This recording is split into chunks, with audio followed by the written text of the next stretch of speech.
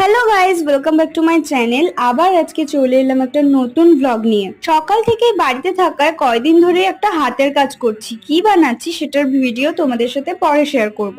সারা দিন রাত বৃষ্টি, কয়েক সপ্তাহ ধরে তো এটাই রুটিন হয়ে যাচ্ছে। আর বৃষ্টির ওয়েদারে একটু খিচুড়ি খাবো না, সেটা কি হতে পারে? মা এদিকে খিচুড়ি রাঁধছে আর আমি বাটি নিয়ে দাঁড়িয়ে আছি কখন সেই খিচুড়িটা খেতে পারবো। আফটার অল খিচুড়ি লাভার। দুপুরবেলা গরম গরম খিচুড়ি আর ডিম ভাজা খাওয়ার পরে ঠান্ডা ঠান্ডা ওয়েদারে একটা জম্পেশ ঘুম দেওয়ার পরে সন্ধ্যাবেলা ভাবলাম একটু নেইল এক্সটেনশন করা যাক।